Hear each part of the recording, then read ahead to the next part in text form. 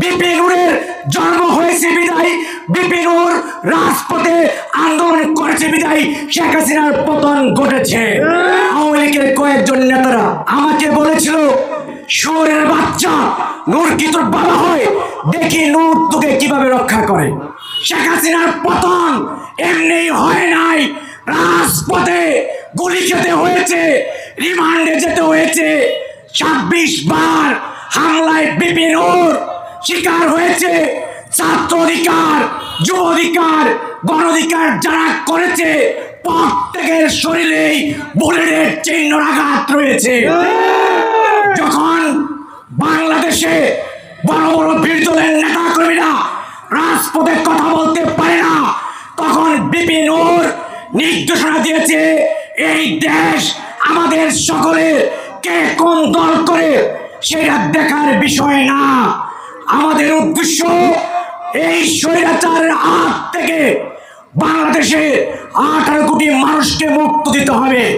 বিপিনুর বলেছে, একজন বুলেটকে রাজপথে পড়ে যাওয়া, আরেকজন নেতৃত্ব দিবা, একজনের জেলে যাবা, আরেকজনের নেতৃত্ব দিবা, তারপর আন্দোলন বন্ধ হবে না, আন্দোলন চলবে ওই শেখ হাসিনার বিরুদ্ধে। আমরা আন্দোলন বন্ধ করি নাই।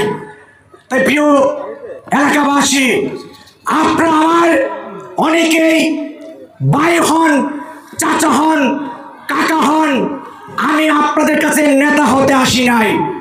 যদি আপনারা আমাকে ভালোবেসে সুযোগ করে দেন, আমরা আওয়ামী লীগের মতন দুর্নীতি করে কানাডাতে বাড়ি করবো না।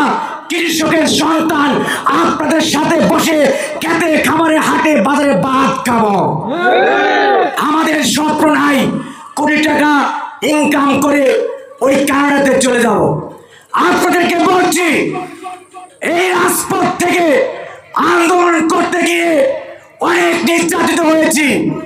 এই যে বড় অফিস দেখা যাচ্ছে, উত্তর তারাবনী ইউনিয়ন, আমাকে বলেছিল আওয়ামী লীগের কয়েকজন নেতারা, কি বলেছিল জানেন?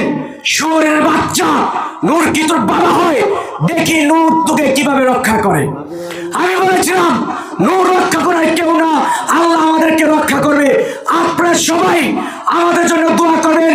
বিপিনুরের জন্ম হয়েছে বিদায়, বিপিনুর রাজপথে আন্দোলন করেছে বিদায় শেখ হাসিনার পতন ঘটেছে।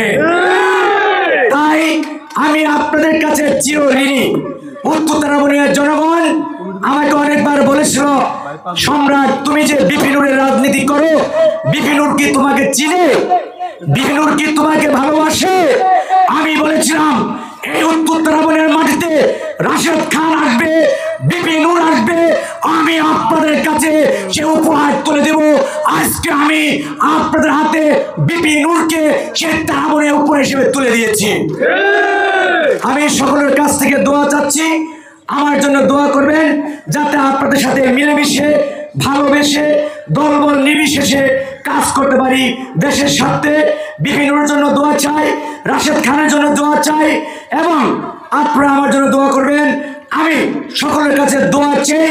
আমি আমার বক্তব্য শেষ করছি। আসসালামু আলাইকুম।